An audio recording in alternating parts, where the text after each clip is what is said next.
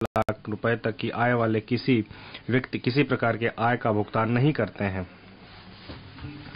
मैं रिबेट की सीमा को नई कर व्यवस्था में 7 लाख रुपए तक बढ़ाने का प्रस्ताव करती हूं।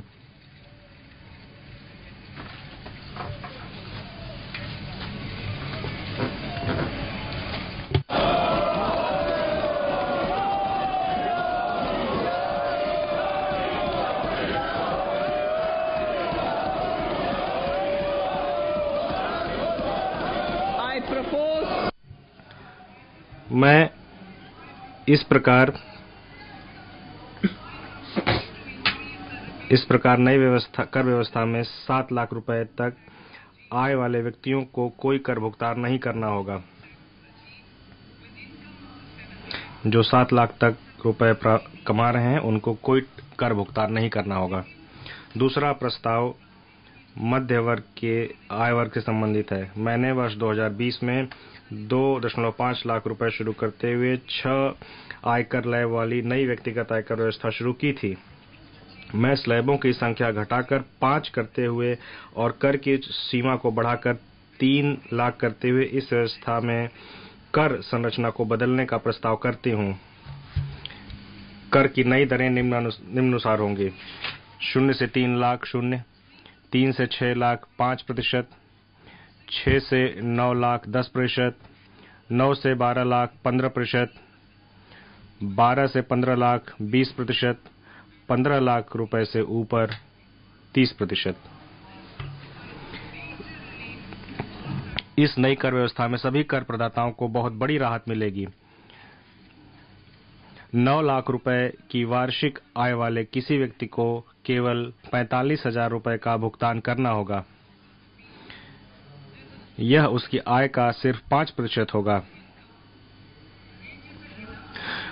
यह अब उसके द्वारा भुगतान किए जा रहे अर्थात 60,000 रुपए पर 25% की कटौती है। यह सिर्फ 45,000 हो गया है।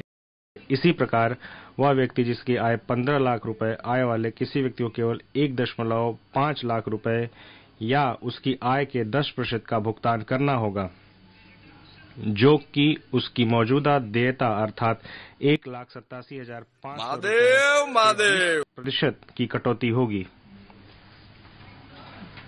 मेरा तीसरा प्रस्ताव है कि वेतनभोगी वर्ग और पारिवारिक पेंशनभोगी सहित पेंशनभोगी वर्ग के लिए है, जिनके लिए मैं मानक कटौती लाभ को नई कर व्यवस्था में भी विस्तारित करने का प्रस्ताव करती हूं। प्रत्येक वेतनभोगी व्यक्ति जिसकी आय 15.5 लाख रुपए या इससे अधिक है को परिणाम स्वरूप 52,500 रुपए का लाभ मिलेगा।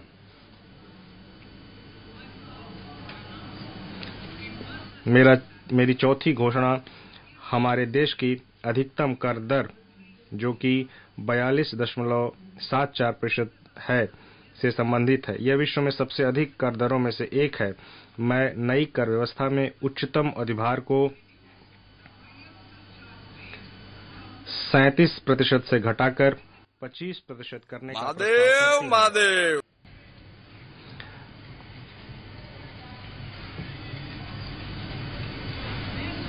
इसके परिणाम स्वरूप अधिकतम कर दर घटकर 39%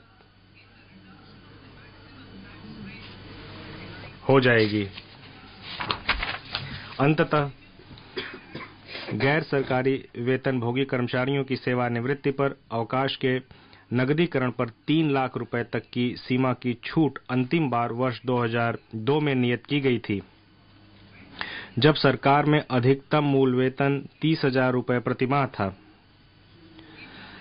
सरकारी वेतन वृद्धि के अनुरूप मैं इस सीमा को बढ़ाकर 25 लाख रुपए करने का प्रस्ताव करती हूं।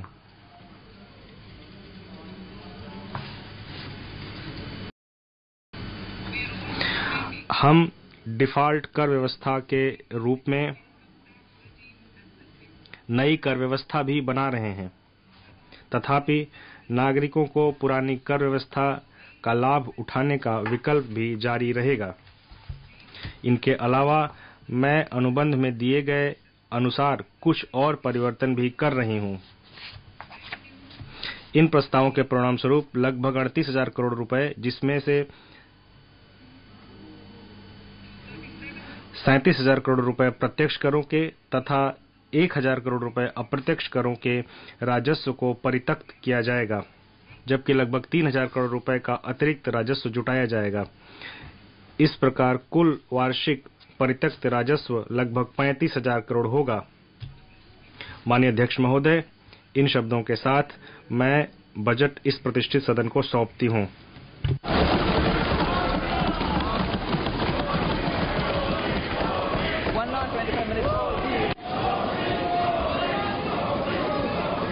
आइटम नंबर 1 माननीय item number 2 Shrimati Nirmala Sitharaman ji. Sir, with your permission, आपकी अनुमति से मैं सदन के पटल पर निम्नलिखित पत्र सदन के पटल पर रखती हूँ। 3.1 वित्तीय जिम्मेदारी प्रबंधन विधेयक, मध्यवर्ती वित्तीय फिस्कल पॉलिसी स्ट्रेटजी वक्तव्य और मैक्रो इकोनॉमिक फ्रेमवर्क स्टेटमेंट सदन के पटल पर रखती हूँ। समाचार भाग 2 के माध्यम से पहले ही सूचित किया जा चुका है कि माननीय वित्त मंत्री जी के बजट भाषण की प्रतियां हार्ड कॉपी के रूप में उपलब्ध कराई गई है। आप बजट भाषण की अपनी अपनी प्रति प्रकाशन पलक से ले लें। आपको ये भी सूचित किया जाता है कि माननीय मंत्री द्वारा बजट प्रस्तुत किए जाने के पश्चात उसकी प्रतियां आपको मेंबर्स पोर्टल के माध्यम से उपलब्ध करा दी जाएगी। आइटम नंबर 3 माननीय मंत्री जी, वित्त मंत्री जी। सर, विद योर परमिशन, आपकी अनुमति से मैं जो वित्त विधेयक है 2023-22-23 उसको सदन में